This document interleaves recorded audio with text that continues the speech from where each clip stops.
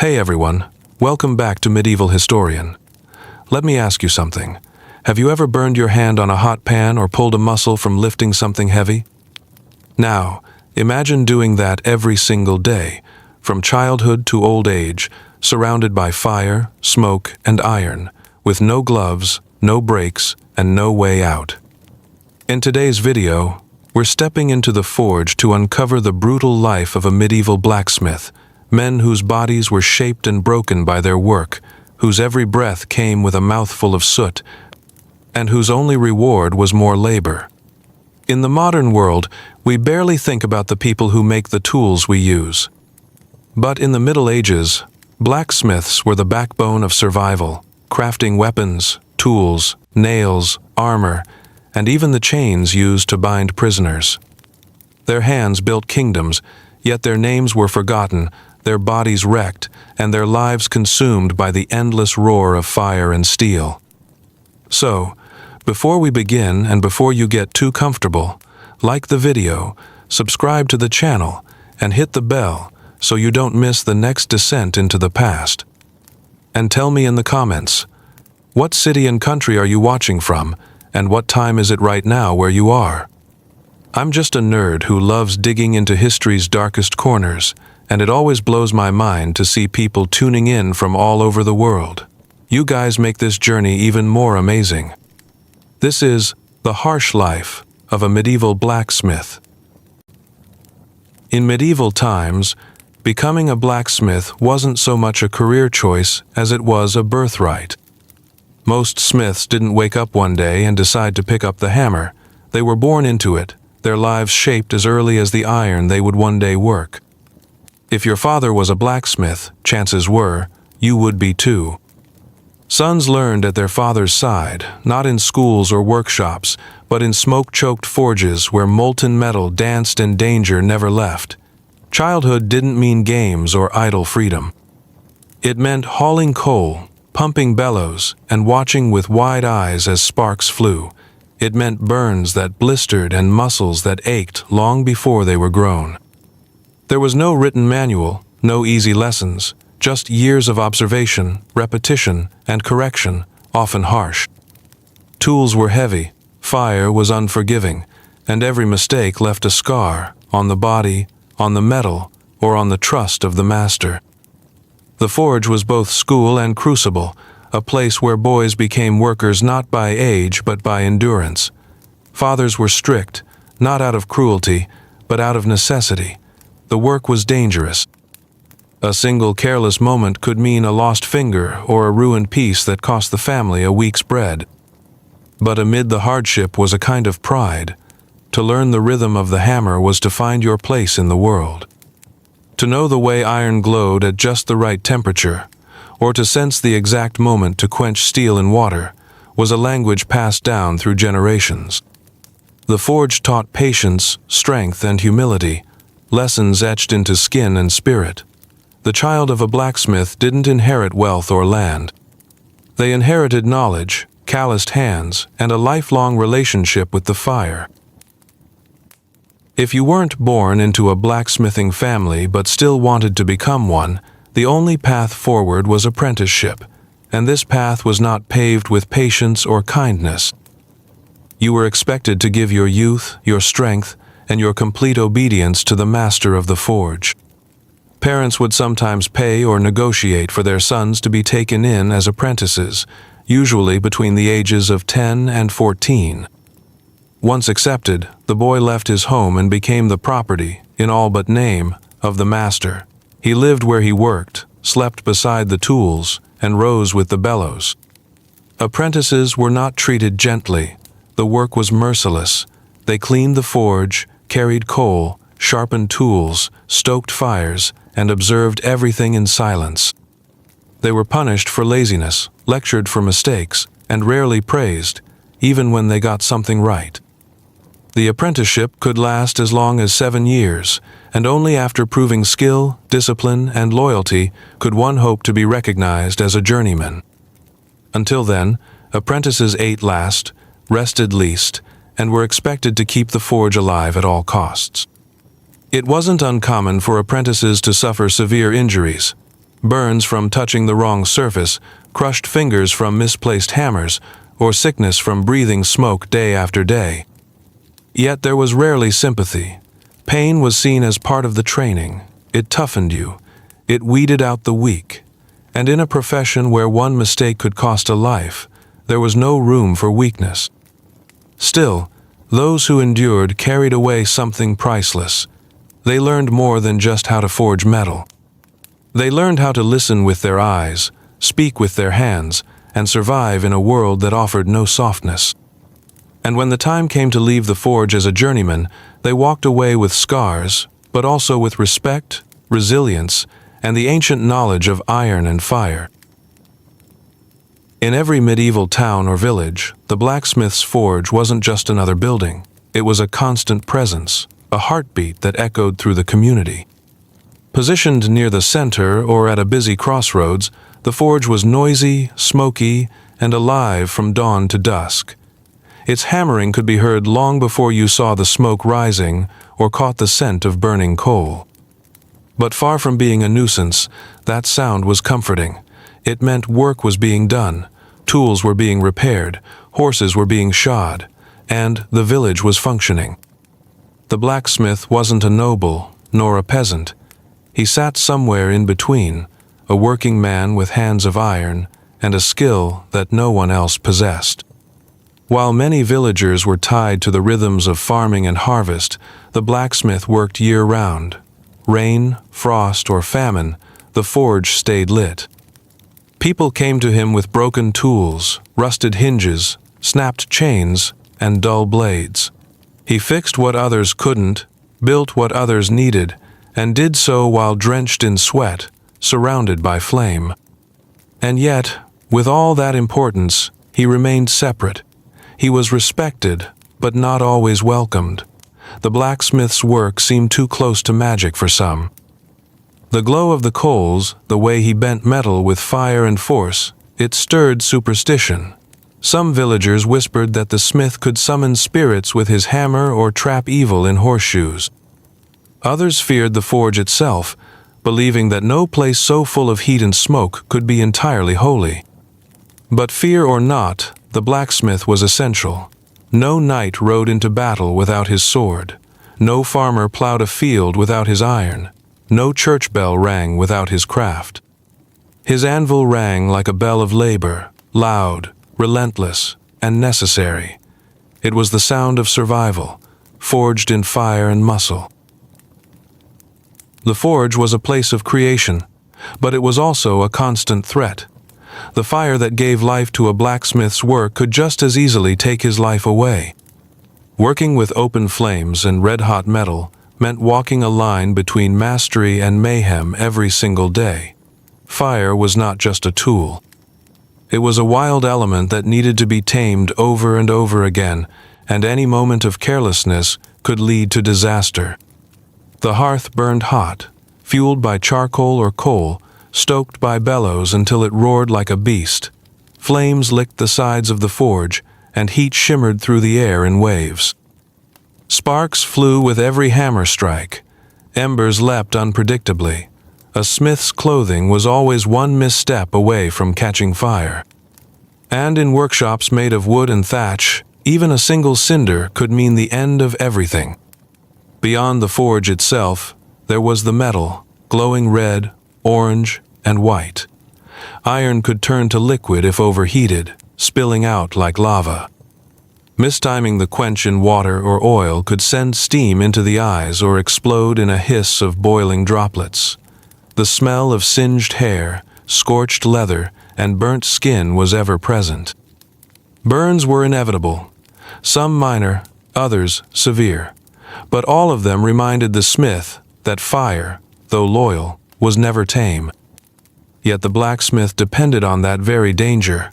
Fire was what transformed lifeless ore into tools of power and survival. It was the source of his strength, the symbol of his trade. And so he returned to it, day after day, not because he was fearless, but because he had no choice. The village needed him. The fire demanded him. A blacksmith's tools were more than just metal. They were extensions of his will, forged through years of practice and worn by sweat and time. The forge wasn't simply a furnace, and the anvil wasn't just a block of iron. Every piece of equipment had a role, and every tool carried its own story of mistakes made and lessons learned. Tongs, hammers, chisels, files, punches, swages, each one specialized, each one vital. To outsiders, they looked like random bits of iron. To a blacksmith, they were the vocabulary of creation. The anvil was the heart. Its surface rang like a bell with every strike, and each side offered a different shape for bending, shaping, or cutting. Hammers came in many forms: cross-peen, ball-peen, straight-peen, each used for different strokes, different goals. The tongs, long and iron-gripped, held blistering hot metal steady. If they slipped, even slightly, the results could be catastrophic. Then there were the bellows, often large enough to require both hands or even assistance to pump. These kept the fire roaring hot, breathing life into the forge. A weak fire meant weak iron. A strong fire could melt too quickly. It was a balance that had to be watched constantly. Files and rasps refined the edges. Quenching troughs cooled the metal, while swages helped shape complex curves. Every tool had to be maintained. A dull chisel was dangerous. A cracked hammerhead could fly off and kill. Blacksmiths didn't just work with tools, they also made and repaired them. It was a constant cycle: use, maintain, adapt. Tools didn't just shape metal, they defined status. An apprentice had only a few worn hand-me-downs. A journeyman might own a prized hammer passed down from his master. A master smith had a full bench of finely honed gear, often engraved or marked with years of soot and memory. In a world where a man's worth was measured by what he could make, his tools were proof of his identity, his struggle, and his pride. Every clang of hammer on iron was more than just noise. It was a conversation, a negotiation between man and metal. Shaping a tool, weapon, or piece of armor wasn't simple brute force. It was timing, rhythm, temperature, and instinct. You didn't force metal into shape. You persuaded it through heat, pressure, and relentless repetition. And if you listened closely, the metal spoke back. The blacksmith learned to read colors like a language. A dull red meant the iron was still too cool. Orange, yellow, then white-hot, that was the sweet spot, where the metal moved like clay under the hammer. But just a few seconds too long, and it would burn, crumble, or crack. The window was small. The risk was high. Every piece was a race against time, fire, and fatigue. Swords had to be perfectly balanced, their spines flexible yet strong. Axes needed sharpness and weight. Horseshoes had to match the curve of a hoof, lest a farmer's best animal go lame. Even nails and hinges, though simple, had to endure rot, rust, and weather. And if something failed, if a sword snapped or a tool bent, it wasn't just the smith's pride at stake. It could cost a life. Crafting metal wasn't just technical, it was emotional. The smith poured his frustration, his discipline, even his grief into the work. Sometimes the anvil heard what no one else did: a lost son, a hungry winter, a bitter war. All of it echoed in the rhythm of the hammer. To shape metal was to shape survival, and sometimes to shape memory. The things made in that fire didn't just serve a purpose. They told a story. They protected people. They helped them eat, build, and live. And in shaping those objects, the blacksmith also shaped his place in the world, unseen but essential, buried in soot and silence. A blacksmith's greatest tool wasn't his hammer or tongs, it was his body, and it paid a steep price for every blow struck at the anvil. The work didn't just demand strength, it demanded endurance, resilience, and the ability to ignore pain. It was a full-body grind from the moment the forge was lit to the last cooling ember.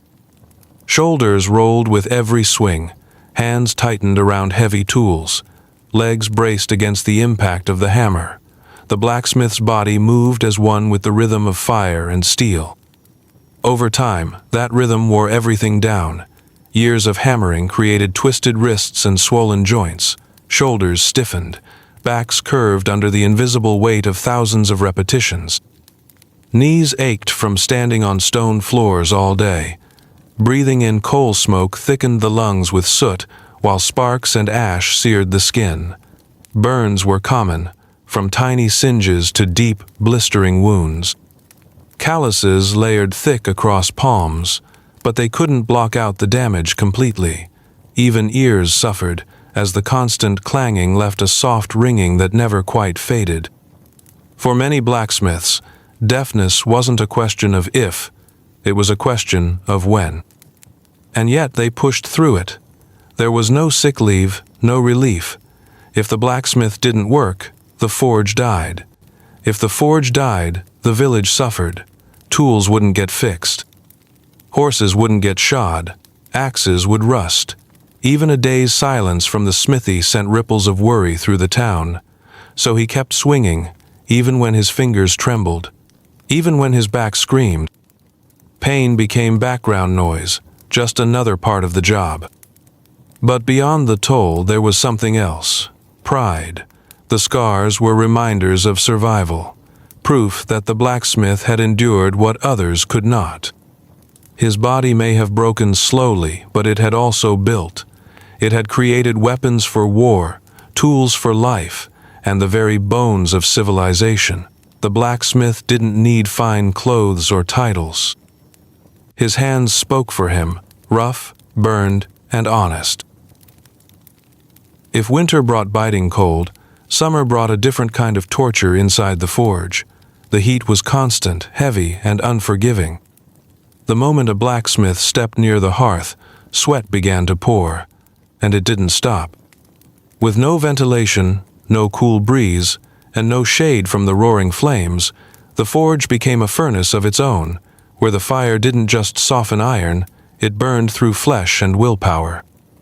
Clothes clung wet to skin, boots filled with sweat, the air shimmered like water, blurring the outlines of tools and walls.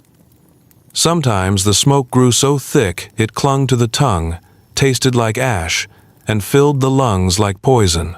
Breathing was work. Staying conscious, even harder. Dehydration came fast. Dizziness was dangerous, especially when your hands held glowing hot steel. But work didn't slow just because the weather burned hotter than the forge itself. During harvest or wartime, blacksmiths couldn't afford to rest. They worked long hours in the peak of summer, hammering out horseshoes, weapon tips, and farming tools. Villagers dropped off their broken gear in the morning and expected it fixed by nightfall. And while they rested in the shade or cooled themselves by streams, the blacksmith remained buried in heat, swinging harder with each hour. Some collapsed, some never got back up. There are stories of smiths found unconscious beside the hearth, their bodies steaming from the inside out. But the work continued. It had to. Heat wasn't a reason to stop. It was simply another forge to be endured. Blacksmiths learned to live in fire because they had no choice but to become part of it.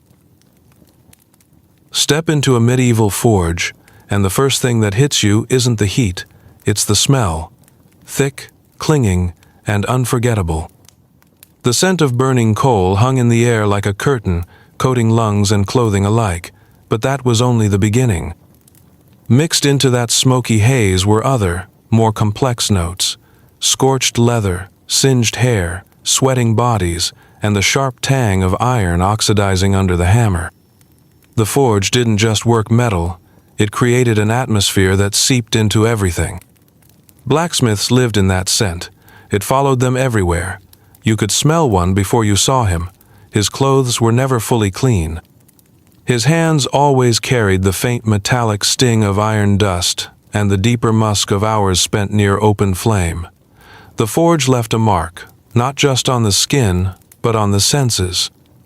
Even food didn't taste the same after hours of breathing in ash. Water offered no relief, it washed the throat, but the smoke clung to the tongue like a film. And it wasn't just the forge itself. Iron tools had their own scent, especially fresh from quenching. There was the steam of boiling water as hot metal hissed into the trough. Sometimes it smelled like rain on hot stones, other times like something burnt and unnatural. Blood added to the mix on bad days, when hands slipped or sparks flared unexpectedly. The metallic smell of wounds mingled with the iron and the sweat, making the forge not just a workshop, but a full-body experience. Most blacksmiths stopped noticing it after a while. The smell became normal, but for anyone outside the trade, it was overwhelming. Children sometimes gagged when they walked past the smithy. Nobles wrinkled their noses, and yet, even those who scoffed still depended on the forge's output. It was the smell of civilization being built in real time, one horseshoe, one hinge, one sword at a time. There was a bitter irony in one of the blacksmith's most prestigious tasks, making armor. Shining, noble, celebrated in song and story, armor was the pride of lords and knights. But the men who wore it rarely stepped foot inside the forge. They didn't see the sweat that poured over every plate. They didn't smell the scorched wool padding or hear the hiss of hot steel tempered by aching hands. They just strapped it on, mounted their horses, and rode into glory. Crafting armor was complex. Every piece had to be shaped not just to protect, but to move with the body. Breastplates, greaves, vambraces, gauntlets, each part hammered into a specific curve, a precise fit. It wasn't enough for it to look impressive. It had to save a life. A gap even an inch too wide could let in a spear. A flaw in the metal might shatter on impact.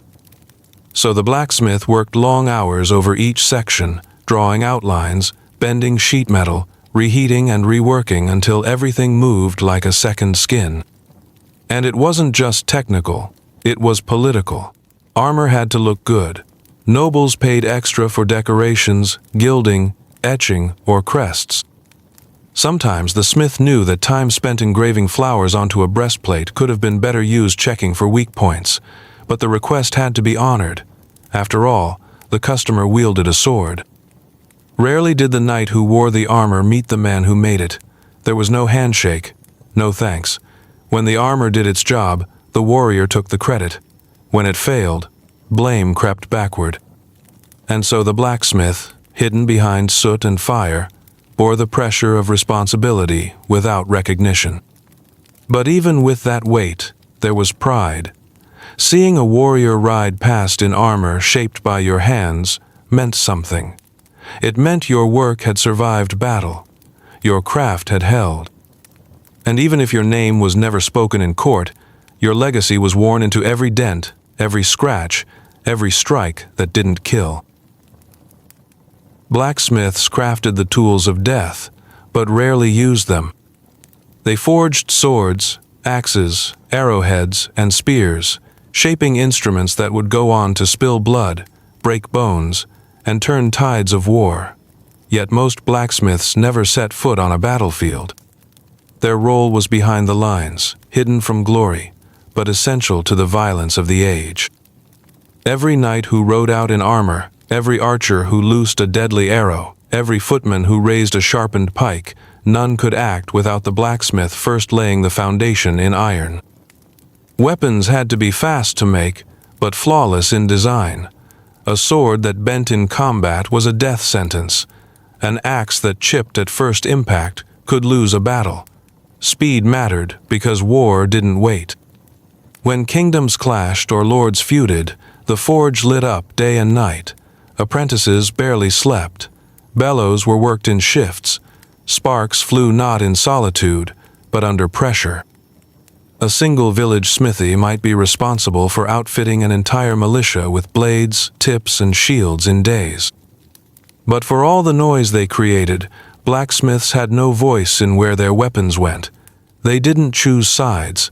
They didn't make judgments. Often, they made tools for men they despised. The same blade that hung in a noble's home as a family heirloom might have been hammered together while the smith's child went hungry. Some saw their work as a grim necessity, others as a quiet act of rebellion, sneaking extra weight into weapons, subtly dulling points for cruel lords. Regardless of their intent, blacksmiths bore the weight of the aftermath. When warriors died, no one cursed the man who swung the sword, they cursed the man who made it. Blame found its way back to the forge faster than gratitude ever did. Still, the work continued. The world didn't run on peace, it ran on steel. And so the blacksmith made weapons not because he wanted to, but because someone always needed one. For a blacksmith, the most ominous sound wasn't the clash of swords or the howl of winter wind, it was silence. A cold forge meant one thing: something had gone terribly wrong. The village couldn't afford a day without the smith. If the forge sat unlit, it wasn't just the blacksmith who suffered, it was the farmers whose tools lay broken, the soldiers waiting on new blades, the nobles desperate for horseshoes or hinges. The moment the anvil went quiet, everything else began to crumble. Sometimes the fire died from famine, when coal ran out or wood couldn't be spared. Other times, sickness struck the smith or his apprentices, forcing the forge into stillness. In the worst cases, the blacksmith had died, and the village had no one left who knew the language of fire and iron. The forge then became a shrine, half workshop, half grave. But even when illness or death hadn't come, blacksmiths themselves sometimes let the fire go cold. When their hands trembled too much to hold the hammer, when their backs gave out, when the noise in their ears became unbearable, then they knew their time had ended. No retirement, no honors. Just quiet. Often, they sat outside the forge they once filled with life, listening to its silence and remembering the days when every clang echoed with purpose. There were attempts to pass the torch. A son, a nephew, a well-trained apprentice might take up the hammer. But sometimes the next generation had no interest. They saw only pain, not purpose. In those cases, the forge rusted. Tools were sold. The anvil, once the village's heart, became just another cold rock, and still the village felt the absence. Doors creaked with no one to mend their hinges. Horses limped with no new shoes. Swords dulled. The silence of the forge echoed louder than its roar ever had. No one was born a blacksmith. The journey began at the very bottom, often as a child no older than 7 or 8. Apprenticeship in the forge was a hard, thankless climb that could last 7 to 10 years, or even a lifetime if luck ran out. Young boys, sometimes orphans, sometimes the sons of blacksmiths, entered this brutal world with wide eyes and soft hands. Both would harden quickly. There were no shortcuts. Only the long, grinding routine of waking before dawn, cleaning ashes, fetching coal, pumping the bellows, and observing in silence. Apprentices didn't touch hammers for a long time. First, they watched. Then, they held. Then, they copied. Only after years of doing the most grueling, mind-numbing chores would they be allowed to shape even a nail on their own. Failure meant ridicule, wasted material, or worse, injury. But slowly, through cuts, burns, and exhaustion, they learned the rhythm of the forge, the sound of the hammer, the feel of heat on their knuckles. The balance between too much pressure and too little. Mistakes were met with shouting or silence. Praise was rare, but when it came, even a nod from the master felt like a king's blessing. The apprentice's life wasn't just hard, it was humbling. Meals were spare, clothes were second-hand, sleep was broken, days bled into weeks, but over time, that boy became something else. Not yet a master, but no longer helpless, a journeyman, a blacksmith in training who could now travel, find paid work, and slowly build a name. Few made it that far. Even fewer reached mastery. But for those who did, the scars became proof of passage, and the forge, once a place of intimidation, became a second home. While history rarely speaks of them, women were not entirely absent from the forge. In towns where need outweighed tradition, and in families with no male heirs, women stepped into the blacksmith's role, quietly, fiercely, and with immense skill. They rarely held the title of master. Guilds often refused them, but behind closed doors they worked the bellows, struck the iron, and kept the fire alive.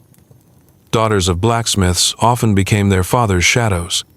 They learned by watching, not by being formally taught.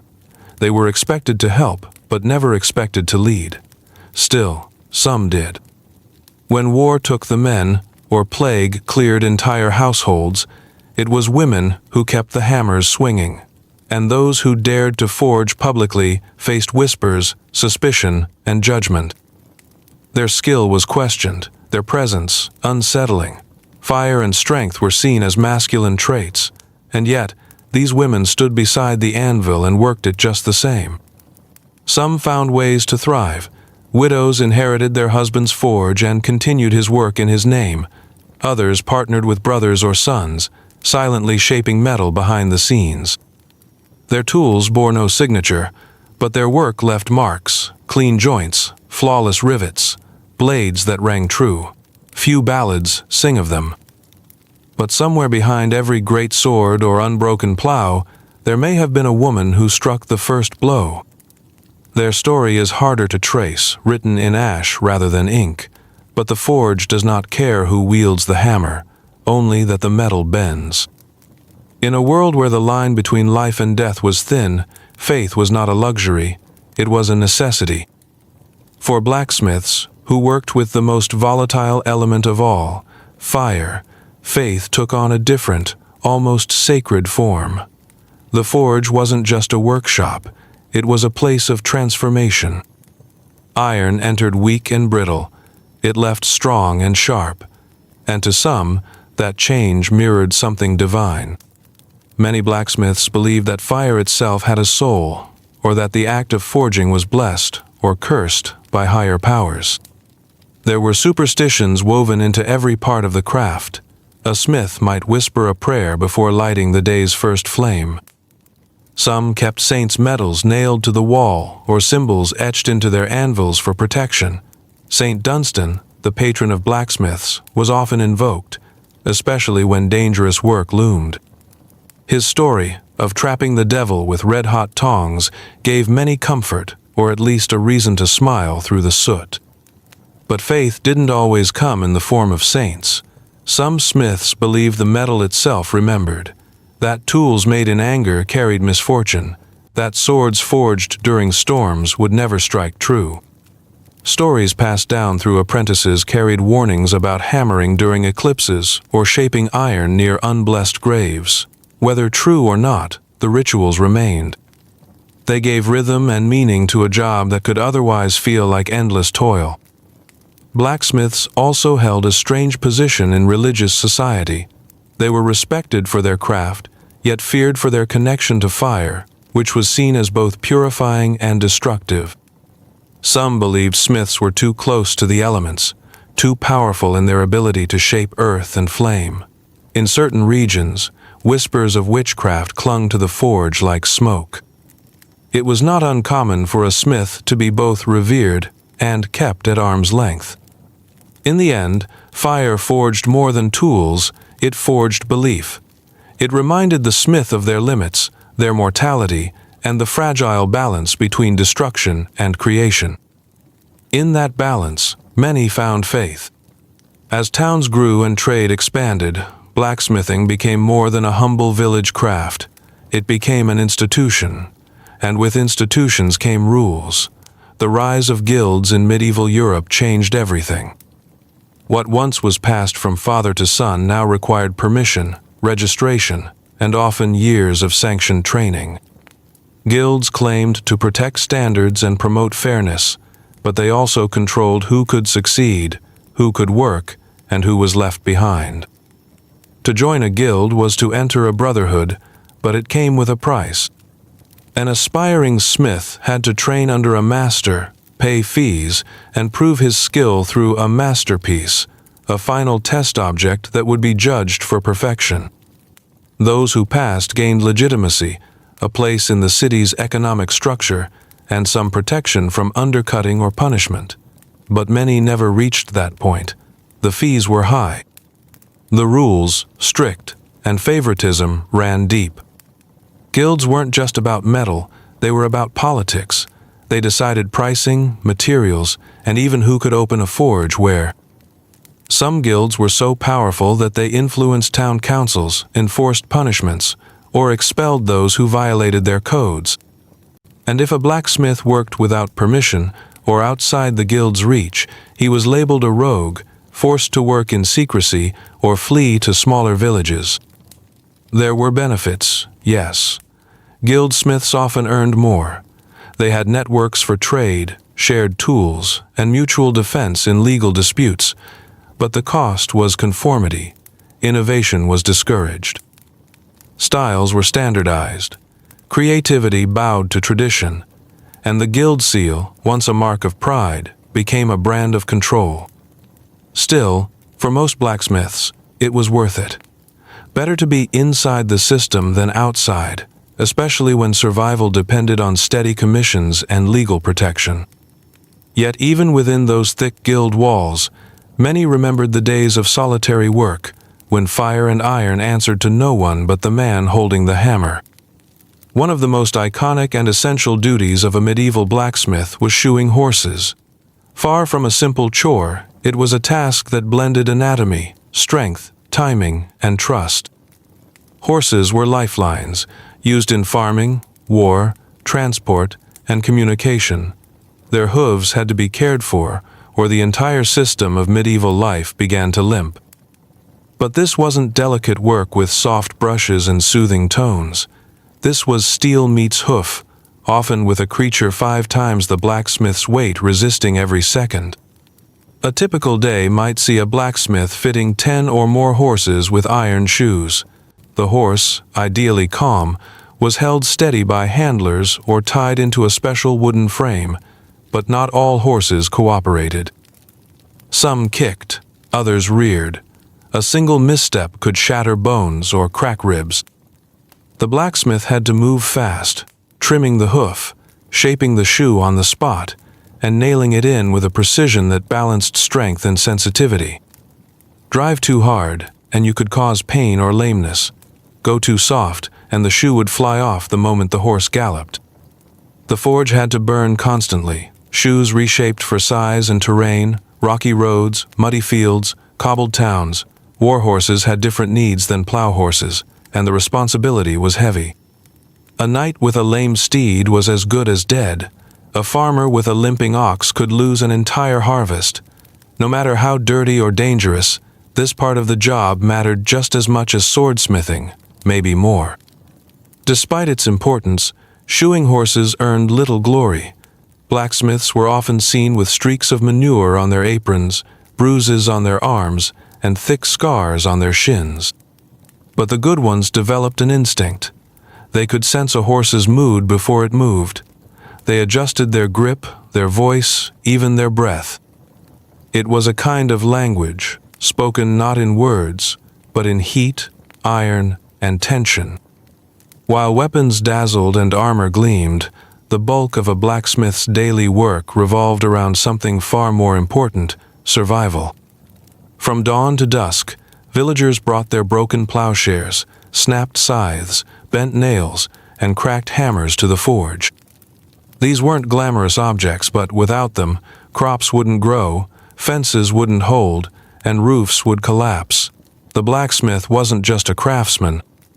He was the silent engine behind the entire community. Repairing agricultural tools was repetitive and demanding. Plow blades dulled from scraping rocks, scythes bent under the weight of wheat, shovels cracked in frozen soil. And because most peasants couldn't afford new tools, the blacksmith became a master of repair, patching, reinforcing, rebalancing. He made things last not by starting over, but by understanding where stress lived in every shape of metal. This was where the blacksmith's genius truly showed. He didn't just bang iron, he read it. He knew when it had lost its temper, when it needed reheating, when it would snap if pushed too far. The village depended on that knowledge, especially during harvest season. Delays meant hunger. One broken plowshare could ripple out into lost crops and bare tables. And still, the smith worked, sweating beside fire, while others worked fields cooled by wind. There was no ceremony to it. No songs were sung for a perfectly repaired hoe, but the villagers remembered. They brought bread, cheese, candles, or firewood in thanks. And in the quiet exchange of soot-streaked tools and grateful hands, the blacksmith earned something greater than silver. He earned trust. No blacksmith made it through life without carrying the marks of the forge. Burns were a given, red, blistering, often infected. The first time an apprentice grabbed a hot iron by mistake, they learned. But even after decades of practice, accidents happened. Sparks found skin, molten iron splashed. The forge punished even momentary lapses in focus, and the scars weren't just on the hands. Arms, faces, necks, even legs bore the story of every close call and every long day worked past exhaustion. Tools slipped, hammers missed their mark.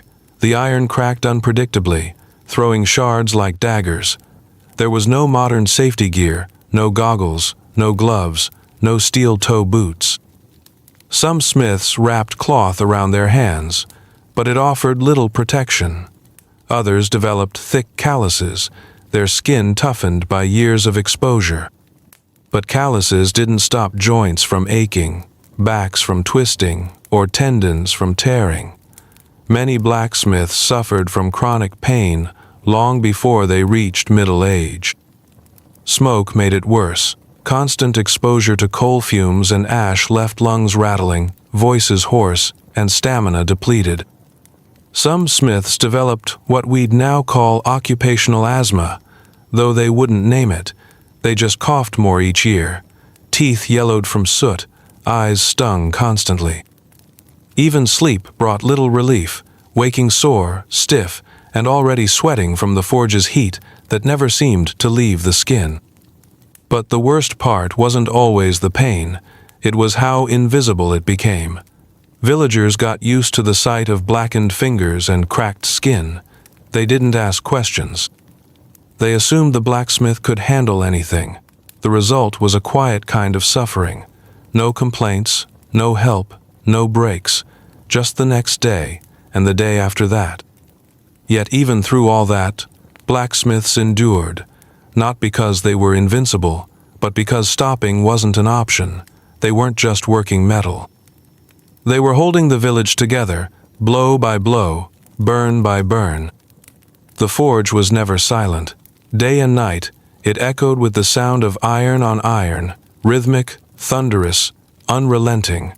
The hammer's song was music to the village, a sign that work was being done. But to the blacksmith, it could become a cage. The constant noise wasn't just loud, it was suffocating. Over time, it dulled the ears, made thought difficult, and turned moments of peace into awkward silence. Even outside the forge, the ringing often followed. Many smiths heard it in their dreams. Then there was the pressure. Blacksmiths didn't just make things, they were expected to never fail. A cracked blade? Their fault. A broken cartwheel? Their fault. A horse that threw a shoe? Still, their fault. The blacksmith was always on call, always under watch. There was no hiding behind anonymity. Everyone in the village knew his name. Everyone knew where to find him. And everyone brought their problems, big and small, to his anvil. This constant expectation wore down the mind as surely as the hammer wore down the body. Mistakes couldn't be afforded. Reputation was everything. One bad season, one careless job, and a blacksmith could lose contracts, trust, and his livelihood. The weight of this hung heavy, especially on those who worked alone. Without apprentices to share the load, the work became overwhelming. Loneliness crept in, especially in winter when the forge was the only warm place but also the loneliest. And yet, few talked about mental strain. There was no language for burnout or stress. There were only terms like temperamental or strange. A smith who grew silent was just focused. One who drank too much was hard living. But behind those labels were men buckling under constant pressure, noise, and physical exhaustion. Some turned to prayer, others to drink. A few walked away entirely, abandoning their forges and vanishing into the forests or far-off cities. But most simply kept going, because fire waited for no one, and neither did need. A blacksmith's role in medieval society shifted with the winds of war and peace. During times of relative calm, his forge focused on tools, shoes, nails, hinges, everything that held daily life together. The work was steady, predictable, and slow-burning. But when war loomed, everything changed. Suddenly, the anvil rang out night and day with urgent commissions, swords, armor, arrowheads, chainmail repairs. Lords demanded faster production, larger orders, and flawless craftsmanship, and the blacksmith had no choice but to obey. Peace allowed for experimentation, creativity, and the crafting of finer goods, ornate gates, decorative ironwork for chapels, custom horseshoes for noble breeds. War, on the other hand, demanded speed and volume. There was no time for artistry when knights were waiting at the gate for their gear. The pressure doubled, mistakes became costly, and tempers ran high. Iron had to be worked harder and longer. Apprentices collapsed from exhaustion. Even the forge itself was pushed to the brink, with fires rarely allowed to cool. And yet, war brought money. Blacksmiths could earn more in a single campaign than in months of peacetime work, if they survived it, because some were conscripted too. Not just to march with a sword, but to travel with the army and work mobile forges behind the front lines. These warsmiths labored in tents or hastily built shelters, crafting weapons and shoeing horses in mud and blood, often while arrows whistled overhead. Their reward, survival, if they were lucky. Honor was rare, gratitude rarer still. Then came the aftermath. When the battles ended and armies returned, or didn't, the blacksmith remained. He mended the broken tools, reforged the shattered blades, and buried the fragments of war deep within his coals. Whether peace or war, the forge kept burning, but it glowed with different flames. Step into a medieval blacksmith's forge, and you're hit with a wall of sensation before you see anything. The smell comes first, thick, metallic, acrid. Coal smoke mixed with singed hair, scorched leather, and the faint tang of sweat that's never fully washed away. The scent sticks to your clothes, your skin, your lungs. Even in the quiet moments, it lingers, woven into every breath. Then comes the sound, rhythmic hammering that echoes through the village like a heartbeat. Sharp strikes followed by the hiss of quenching, glowing metal plunged into water or oil, sending up a scream of steam. Bellows wheeze in the background, filling the furnace with breath, like a sleeping beast stirring in its lair. Iron sings when struck properly, a high, clear ring. When done wrong, it thuds, flat and dead. A good blacksmith knows the difference without looking. Every tool has a voice, the rasping scrape of files, the sharp clink of tongs, the deep thunk of hammer on hot steel. Even silence has its sound, the heavy pause before a strike, the listening breath between adjustments. To live near a forge was to live with noise, but not just noise, presence. The blacksmith's forge reminded everyone that work was being done, that heat and labor never stopped. Children would often hover near the door, drawn by the magic of fire and force. Dogs curled near the heat. Elders passed with a nod, reassured by the clang that meant civilization, however fragile, was still holding on. And the blacksmith himself, he lived in that symphony. To outsiders, it was overwhelming. To him, it was the language of survival.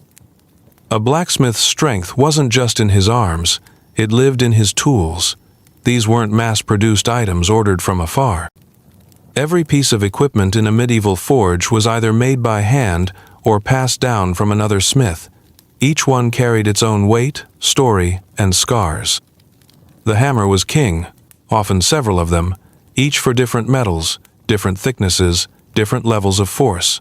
Some were flat-faced for spreading metal, others round for shaping curves. Their handles were worn smooth by years of calloused grip. Then there was the anvil, huge, heavy, immovable, the heart of the forge. It wasn't just a place to strike metal, it was a map of technique. Every edge and corner, every ding and groove served a purpose: curving, flattening, punching.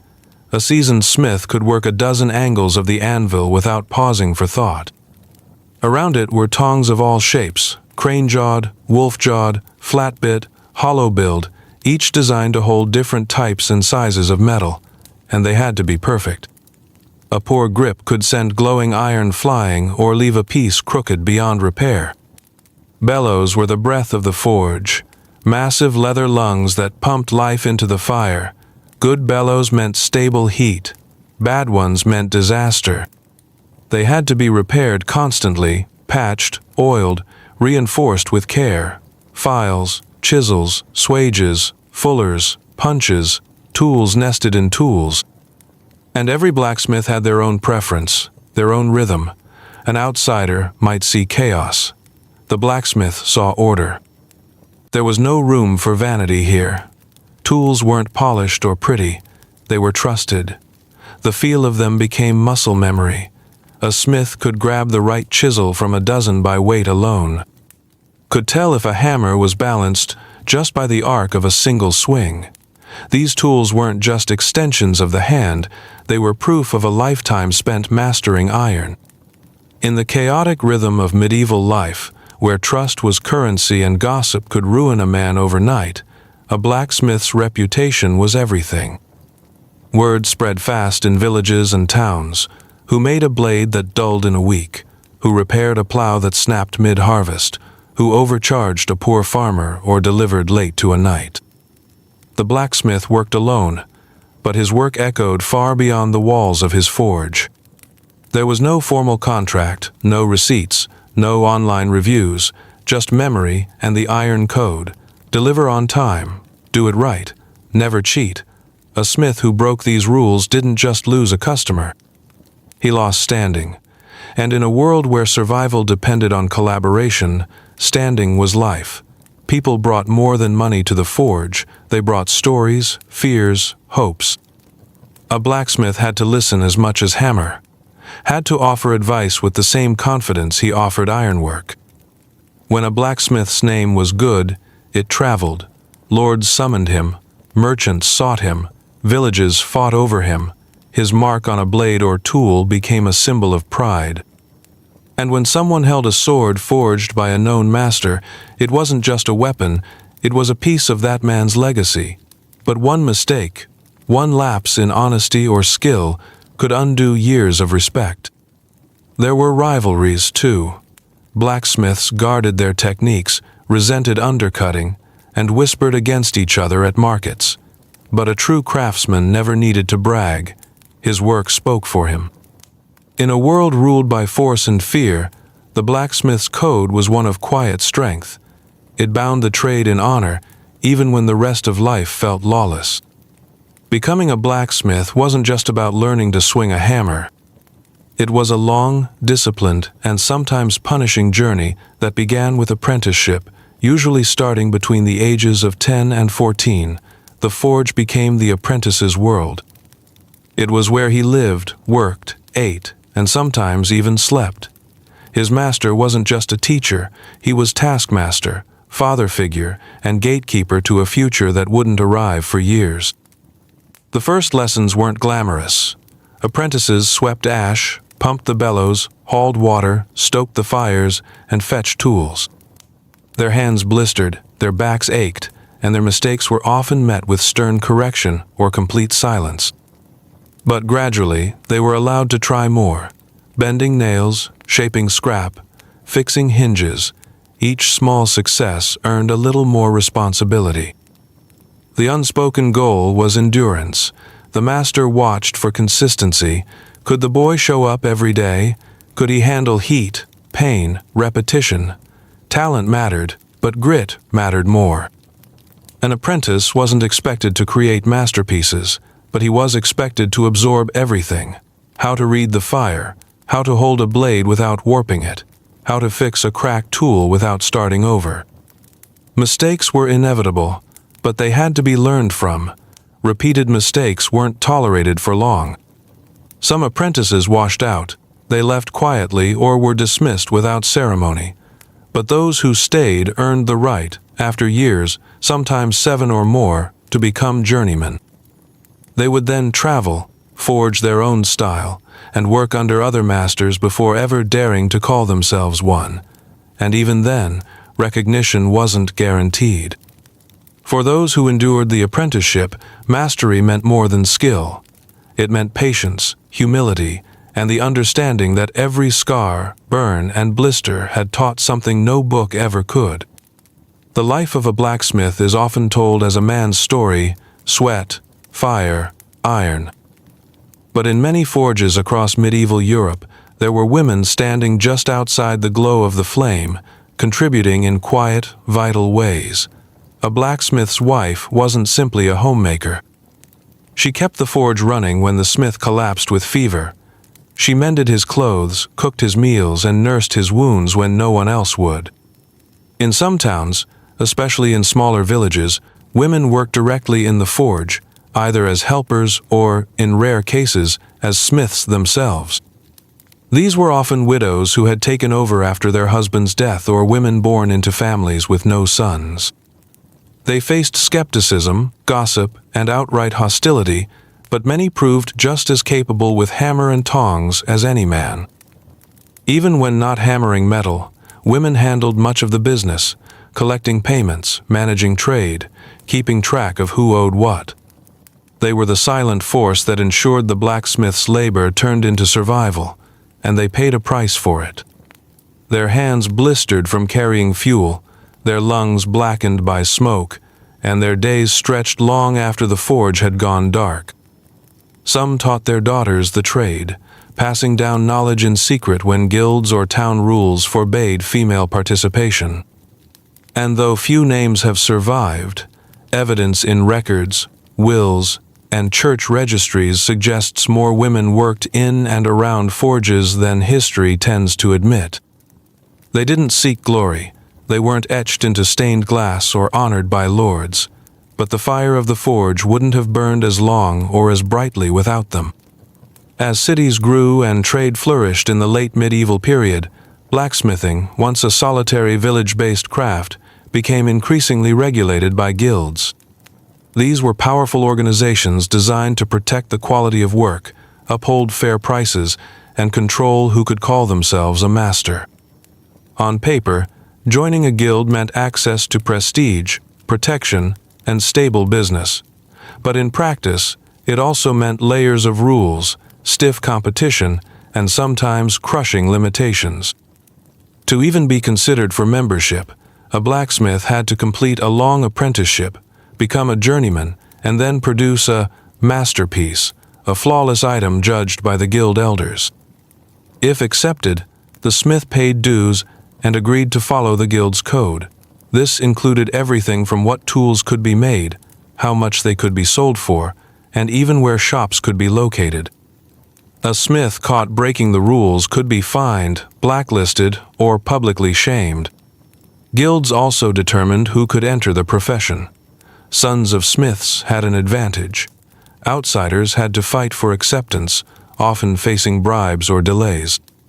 Women were usually barred entirely, no matter their skill. The guild structure mirrored the rigid social order of the time, favoring those with connections and money over raw talent. Yet, for all its control, the guild had benefits. It meant stable income, recognized status, and access to rare materials like high-quality steel or imported coal. It also offered a safety net. If a smith died, his family might receive aid. If a forge was robbed or burned, the guild could help with recovery. And during war or plague, members often banded together, sharing resources to keep their trade alive. Still, not all smiths joined. Some chose to work in the shadows, taking lower pay to avoid the guild's grip. Others tried, failed, and returned to villages where no one cared about titles, only results. The guild was a path to success, but it wasn't the only one. For many, it was just another forge to survive. The life of a blacksmith changed dramatically depending on location. In rural villages, the forge was often a small wooden structure at the edge of town, with a dirt floor, homemade tools, and a clientele of farmers, herders, and the occasional traveling merchant. In cities, however, blacksmiths operated from stone workshops with tiled roofs, chimney stacks, and sometimes even apprentices running deliveries. In the countryside, a blacksmith was a jack of all trades. He shoed horses, repaired wagons, fixed gates, made nails, and even mended cooking pots. He often bartered his services for food, firewood, or labor rather than coin. Days were long, and the work could be lonely. The pace was slow but constant, tied to the seasons. Plowing, harvesting, winter prep, all revolved around the smith's skill. In cities, the forge was more specialized. One blacksmith might focus only on armor, another on tools, another on decorative ironwork. Competition was fierce, and prices were sharper. City smiths worked faster, took more commissions, and often dealt with nobility or military orders. But they also faced higher rent, guild inspections, and fickle customers who demanded perfection. Both had their struggles. The rural smith risked isolation, poor materials, and seasonal poverty. The urban smith risked burnout, political entanglements, and economic instability. Yet both were essential. Without the rural smith, the countryside stopped moving. Without the urban smith, the engines of city life jammed. They were two sides of the same coin, bound by fire, shaped by place. While blacksmiths were central to the daily survival of medieval communities, their relationship with the church was often a mix of reverence, utility, and quiet tension. The church recognized the value of the blacksmith's craft. After all, churches needed iron nails, hinges, gates, and tools for construction. Monasteries relied on forges to maintain tools for farming and bookbinding, and when it came to building cathedrals, blacksmiths shaped everything from scaffolding spikes to decorative wrought iron screens. But there was also a darker edge: the fire, the hammering, the transformation of raw material into powerful objects. Some associated this with arcane knowledge, even subtle heresy. A blacksmith's forge resembled the imagery of hell to some: the heat, the smoke, the glowing metal. Folk tales and sermons sometimes hinted at smiths as strange men who tamed fire like sorcerers. In some rural areas, villagers whispered about smiths possessing hidden charms or the ability to curse tools with a touch. Despite this superstition, the church often employed blacksmiths directly. Some monasteries had in-house forges. Others commissioned local smiths for sacred tasks, iron-bound reliquaries, altar tools, or even symbolic items like the keys to a monastery gate. The more pious blacksmiths donated tools or labor to earn favor and spiritual protection, hoping their work would help secure their soul in the afterlife. Still, the smith walked a fine line. Too isolated, and he became the subject of suspicion. Too friendly with secular lords, and the church might see him as prideful. But one thing was always true: whether they blessed his tools or whispered against him, no priest wanted to see a church door that couldn't open. Eventually, every blacksmith's hammer stops ringing. Whether through age, injury, or the slow decline of orders, there came a day when the forge grew cold. For many smiths, retirement wasn't a peaceful exit, it was a slow surrender. Joints ached too badly to grip the hammer. Eyes blurred from years of smoke. The fire that once felt like life itself now only burned the skin. Some smiths passed the forge down to sons or apprentices. This was the ideal, the legacy, training someone to carry the craft forward. The anvil stayed in place, the bellows stayed patched, and the village barely noticed the shift. But for smiths without heirs, the end was lonelier. The tools were hung up. The forge doors creaked closed, and over time, weeds crept in where sparks once flew. Communities felt the loss. When the smith was gone, horses went unshod, tools went unsharpened, and nails became precious. A bad winter or a broken gate without a blacksmith nearby became a real crisis. His absence was felt more than his presence ever was. Some smiths were remembered with honor, names carved on stone, stories told at hearths. Others faded into legend or were forgotten entirely. But no matter the memory, the silence left behind by a fallen forge was unmistakable. It was a hollow quiet, filled only with the echo of labor that once held the world together, one swing at a time. The forge gave life, but it also took a toll. The health risks of blacksmithing in the medieval world were relentless and unavoidable. Day after day, blacksmiths breathed in smoke, soot, and fine metallic dust. Over time, their lungs grew heavy, their breathing shallow. There were no masks, no ventilation, and certainly no knowledge of long-term exposure. A deep cough was common. Dying young wasn't unusual. But the air was only one danger. Burns were a constant threat. The forge burned at temperatures that could melt iron. A moment's distraction, a misplaced tong, or a drop of sweat sizzling off hot steel could sear flesh in an instant. Scars were badges of the trade, earned not from glory, but survival. Every blacksmith bore them. Some even lost fingers, or worse, entire limbs to workplace accidents. The physical strain was brutal. Swinging a hammer for hours, working heavy bellows, hauling iron, this wasn't light labor. Backs hunched early, joints stiffened by middle age. Hands gnarled and blistered until they barely resembled hands at all.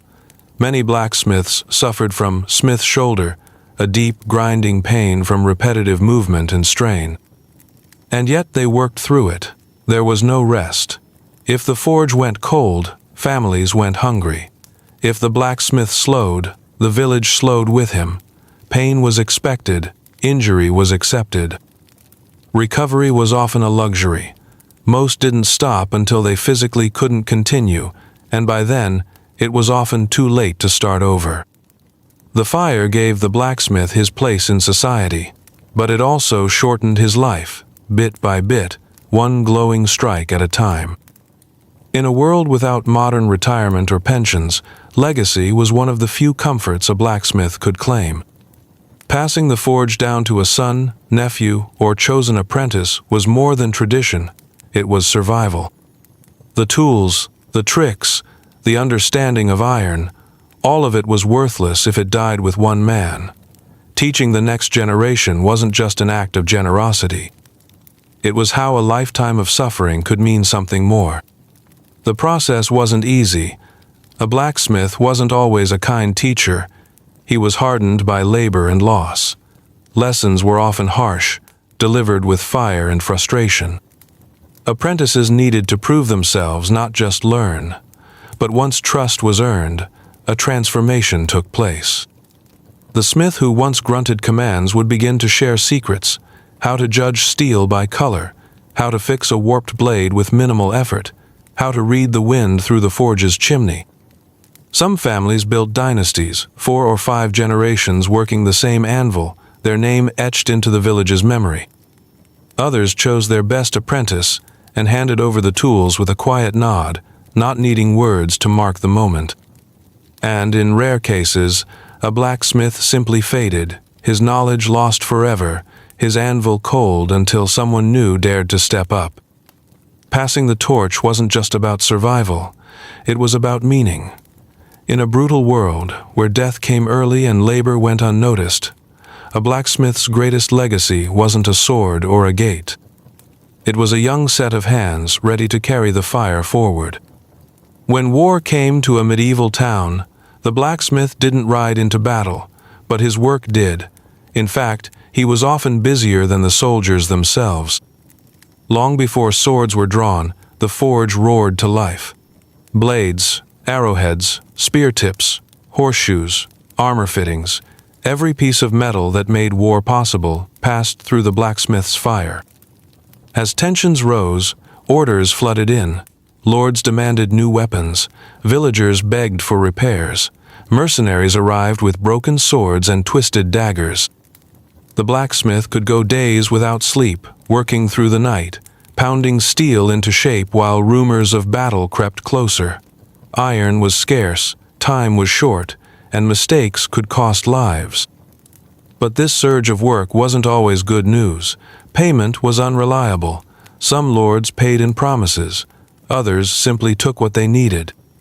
During invasions, forges were looted, tools stolen, bellows slashed. Blacksmiths became targets, valued for their skill, but vulnerable. A smith could be forced to work under threat, forging weapons for men who might have just burned his home. Yet there was pride, too. To see your blade in the hands of a knight, to know your work helped protect your town or win a battle, those moments mattered. Even if no one remembered your name, your iron spoke for you. But war didn't make life easier. It made the hammer heavier. And in the silence that followed victory or defeat, the blacksmith returned to repairing hinges and sharpening plowshares, as if the fate of kingdoms hadn't just passed through his hands. In the medieval world, where logic bent to mystery and fear, the blacksmith's forge sat at the crossroads of belief and power. People didn't just see it as a workplace, they saw it as a place of transformation, where base material became something greater. And that, to the medieval mind, was dangerously close to magic. Superstition clung to blacksmiths like soot. Many believed their ability to control fire gave them unnatural gifts. Tales spread of smiths who could speak to iron, who whispered to their bellows to coax out the perfect heat. Some thought blacksmiths could trap spirits in steel. Others feared their tools carried curses. Children were told never to steal from a forge, lest they be cursed with blackened hands. But it wasn't just fear. Some villages believed a blacksmith's presence could ward off evil. Horseshoes hung above doors came not from luck, but from the smith's sacred touch. A tool blessed by a smith might bring fortune to a harvest. In times of illness, people brought offerings to forges, hoping the flames would carry their prayers further. Blacksmiths themselves weren't immune to these beliefs. Some practiced quiet rituals, placing certain stones under their anvils, muttering words before the first strike, or never working during a thunderstorm. They knew the power of the forge wasn't just heat. It was myth, memory, and mystery all blended into one. Whether feared or revered, the blacksmith stood apart. He was a craftsman, yes, but also something older, a man of fire, steel, and shadow. And in a world where superstition often shaped reality, that reputation could protect or doom you. For all their importance, blacksmiths rarely rose above modest means. Their skill was essential. Every town, village, and castle relied on their work, but social status didn't always follow. They were respected, certainly. People tipped their hats. Lords might nod in passing. But wealth? That was reserved for merchants, nobles, or guild masters, rarely the man who bled daily into the anvil. The work was constant, but not always well paid. A few coppers for a shoeing, a meal for a fixed plow, perhaps a promise of meat at harvest time. Even large commissions, a sword, a gate, armor, could be paid in goods or credit, stretched over weeks.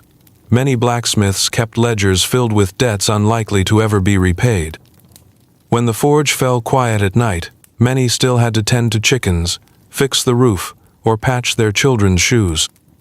The money they earned vanished quickly. Food, coal, repairs, guild fees if they were part of one. And in winter, when orders slowed and travel stopped, things could grow lean. The fire burned, but the belly remained empty. Still, some fame did exist. A blacksmith known for fine work might see his name whispered across towns. A lord might send a rider from days away to commission a blade. His mark on a sword might travel further than he ever did, but renown doesn't always equal riches. In a time where survival was often more valuable than status, blacksmiths were quietly admired and quietly exhausted. They were pillars of every community, But in the grand halls of wealth and power, they remained outside, hammer in hand, firelight in their eyes, and soot beneath their nails. Even if they weren't rich, blacksmiths often lived on in the songs and stories of their time. Across Europe, folk tales painted smiths as both heroes and enigmas, masters of fire, keepers of secret knowledge, men who could bend the world with nothing but hammer and steel. In ballads, they forged weapons for saints, outwitted devils, and shaped crowns for kings. These tales weren't just fanciful distractions, they reflected something deeper: awe. The ability to turn a shapeless lump of metal into a tool of war, peace, or progress felt like magic to the untrained eye. The sound of striking iron rang like music through the village streets, and children gathered near for stories passed down beside the glow of the forge. Some songs praised smiths who worked without rest to arm their village before a siege. Others told of smiths who forged chains strong enough to hold monsters. In Norse sagas, gods and dwarves alike were famed smiths. Even Christian saints like Dunstan were said to have trapped the devil himself with red-hot tongs. The blacksmith existed in a strange space, part craftsman, part myth. He wasn't just remembered for what he built, but for what he represented: resilience, transformation, and the eternal dance between fire and form.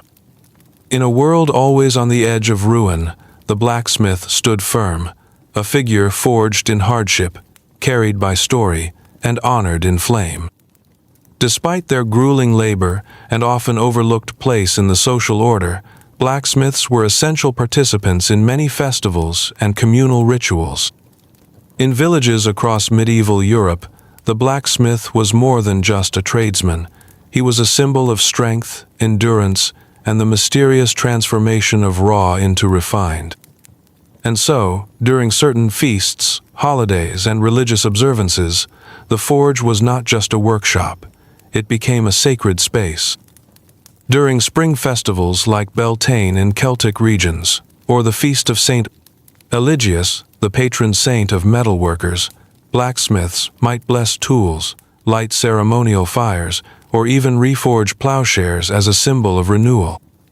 The act of fire transforming iron became a metaphor for spiritual purification. Locals would come to the forge not just for work, but for blessings, tokens of luck, and talismans said to protect their homes. Children were told that passing under the anvil would bring strength, while newlywed couples might hang horseshoes, crafted by their village smith, above their doors for good fortune. In some traditions, it was even said that a blacksmith could bind illness or bad spirits into metal and cast them into the river. These weren't official church practices, but in the rhythms of rural life, they held immense meaning. At festivals, the blacksmith's forge was often one of the liveliest places, where stories were told, drinks were passed, and the fire burned brighter than usual. For a brief moment, the man behind the hammer became something more than a worker. He became a keeper of flame, tradition, and community pride. Blacksmiths may have been humble craftsmen, but they were never powerless. In times of revolt, unrest, or injustice, blacksmiths often played a subtle but vital role. They controlled tools. They could make weapons, and they knew how to break things just as well as they knew how to make them. When rebellion stirred, one of the first stops for organizers was often the forge. Because of their status and utility, blacksmiths could act under the radar. They weren't knights, and they weren't serfs. They were something in between. That allowed them to slip between the cracks of authority. In peasant uprisings, they would secretly sharpen blades or hammer out spearheads from farming tools. In cities, they could forge protest symbols, weaken chains, or alter locks. But aiding a rebellion was a dangerous game. Discovery meant death. Blacksmiths who helped rebels were often executed, their forges dismantled or burned, their names struck from memory. Yet many still risked it, because the forge had always represented change. What was black and formless could become strong and purposeful, just like a cause, just like a movement. Some even became folk heroes. In whispered tales, smiths were remembered as those who broke the Lord's sword or forged the first weapon for freedom. Their names weren't sung in royal halls, but in taverns, forests, and among the desperate. In a world of fire and fear, the blacksmith held the power not just to build, but to defy. Although blacksmithing was overwhelmingly male-dominated in medieval Europe, the idea that women never worked the forge is a myth. While rare, there were indeed women who took up the hammer, out of necessity, inheritance, or sheer skill. Their stories were seldom recorded, often tucked away in guild footnotes or local records, but their presence was real and quietly powerful. Most often, a woman stepped into the role after the death of a husband or father. In such cases, she might keep the forge running to support her family. If her work was good enough, some villagers accepted it.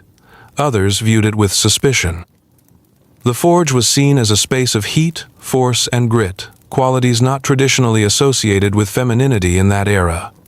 A woman who could swing a hammer as hard as a man unsettled the established order. Guilds rarely accepted them, but in rural areas, where formal systems held less sway, survival mattered more than social norms. If a woman could shoe a horse, mend a plow, or shape a hinge, she earned her place. In some cases, she taught sons or daughters the trade, quietly continuing a legacy most believed was closed to her. There are even scattered records of female armorers and metalworkers in larger towns, women who specialized in lighter tools or decorative work, crafting buckles, clasps, or ornamental iron for religious use. Still, they worked in shadows, often under their husbands' names, or signed with marks instead of letters. These women stood at the anvil not just for fire and iron, but for independence, survival, and dignity. Their stories may be rare, but they strike just as hard, and they burn just as bright. Every village had its stories. Some were whispers, others were songs. But among blacksmiths, one tale returned again and again, the legend of the Eternal Forge.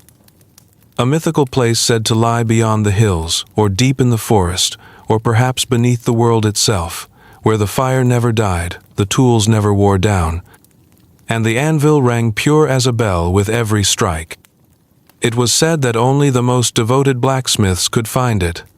Those who never gave up, never cheated the craft, and poured their soul into every swing of the hammer. According to legend, the Eternal Forge welcomed them at the end of their life. There, they would work forever, but without pain, without hunger, without sorrow. Only the joy of creation, the perfection of flame and form. Some versions said it was guarded by the spirits of great smiths, including those who had forged the weapons of kings or the chains of saints. Others imagined it as a paradise of heat and peace, where even gods sent commissions. In taverns and long nights, apprentice smiths heard the tale and dreamed of firelight that never faded. Of course, no one had ever seen it, but the idea gave comfort. For men and women who spent their lives in blistering heat, fighting iron, and facing hardship with calloused hands, the Eternal Forge was a kind of heaven, one they could almost believe in. Not because it promised ease, but because it promised purpose, forever. A blacksmith's relationship with nature was paradoxical. He tamed it, yet depended on it. Every element of the craft pulled from the world outside. Fire came from wood or charcoal, dug from forests or traded from distant suppliers. Water cooled the glowing metal, drawn from streams or wells. Iron was wrenched from the earth, smelted and traded, carried on muleback from mines far from the village. And even air, the bellows-pumped breath of the forge, was part of this elemental dance. Because of this dependence, blacksmiths often held a quiet reverence for nature. They didn't romanticize it. Nature could be brutal, like their work, but they respected its rhythm. They understood weather patterns because moisture affected the fire. They watched trees carefully, selecting hardwoods for coal. They knew which winds stoked flames and which ones choked them. In some places, they even offered small rituals to thank the forest or bless the stream that fed their forge. But there was also tension. As their fires grew, so did the appetite for resources.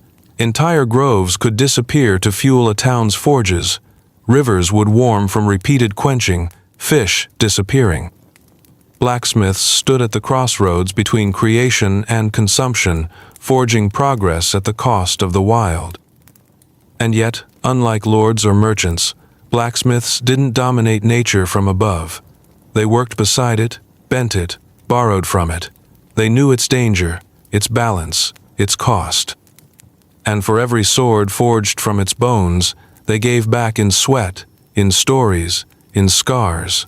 They were craftsmen, but also stewards of flame and forest, whether they wished to be or not. For the medieval blacksmith, death rarely came peacefully. Years of strain, toxic smoke, untreated wounds, and accidents meant most never saw old age. And yet, when a blacksmith died, his loss echoed through a village like the toll of a great bell. Doors creaked, tools broke, horses limped. The forge stood still, its fire dark, its heart silent. Funerals for smiths were often humble, but they carried a special weight. In some towns, a blacksmith's anvil would be rung one final time, each strike marking a year of life, a moment of silence after the last. In others, tools were laid on the coffin, symbols of his trade returned to the earth. Horses might be walked in slow procession. Farmers came in worn boots, their plows dulled with waiting. Even lords might send a token or speak his name, because for all their invisibility in daily life, blacksmiths were part of everyone's survival. Legends rose from death, the anvil said to echo long after burial, a final glowing horseshoe never cooling, a hammer that refused to rust. These weren't just fables, they were acts of memory. Because people needed to believe the fire didn't die completely, that some part of the blacksmith, some piece of his strength, remained in every hinge, every blade, every nail he ever touched. And in truth, he did live on, in tools passed to sons, in stories told by the hearth, in the quiet reverence of a village still warmed by the things he built. Sparks fade, but they leave warmth behind. That was the blacksmith's legacy, more than fire, more than steel, a life hammered into memory, one swing at a time. Though centuries have passed, the hammer still falls. In corners of the modern world, blacksmiths continue to shape metal under fire, craftsmen, artists, reenactors, and traditionalists who keep ancient skills alive. They may work in cleaner workshops now, with safety gear and electric blowers, but the essence remains: man, metal, flame. Today, blacksmithing has seen a kind of revival, not as a daily necessity, but as a respected art form. People seek out hand-forged knives, wrought iron gates, or custom horseshoes not just for function, but for their soul. There's beauty in imperfection, in hammer marks that trace a maker's hand like fingerprints. And for some, it's a spiritual connection to something older, tougher, more human. Craft fairs, blacksmith guilds, and historical sites across Europe and beyond now honor the trade with live demonstrations and classes. People gather to hear the ring of the anvil, to smell coal smoke, to watch steel bend like it did 1,000 years ago. It's a bridge between past and present, muscle and memory. But the deeper echo is cultural. We still admire what the blacksmith represented: resilience, self-reliance, mastery. In fantasy stories and folklore, the forge is always there, the birthplace of legendary swords, the quiet workshop of wisdom. We might not rely on smiths for daily survival anymore, but we still instinctively respect them. Their legacy lives in every tool, every bolt, every beautifully flawed handmade object. The forge still burns, not for survival perhaps, but for remembrance. In the end, the blacksmith's life wasn't about glory. It wasn't about riches or titles. It was about creation, the relentless pursuit of turning something rough and raw into something that mattered. Iron shaped into tools, weapons, hinges, horseshoes, pain shaped into purpose, flame shaped into legacy. Every blow of the hammer was a heartbeat. Every scar was a signature, and long after the blacksmith was gone, the world he helped hold together kept moving on his work, his wisdom, his strength. Even if no statue stood in his name, he was carved into the bones of the village, into the castle gates, into the tools that plowed fields or defended lives. The anvil doesn't echo with sound alone, it echoes with memory, with sacrifice, with centuries of hands that struck steel in the dark so that others could walk in the light. It is the sound of human will, refusing to give in to heat, to time, to silence. So, the next time you see a nail, a gate, a chain, remember the man who bent iron before he bent, the one who stood in the fire and dared it to make him stronger. That's the story of the medieval blacksmith. A life forged in suffering, remembered in steel, and still echoing through time.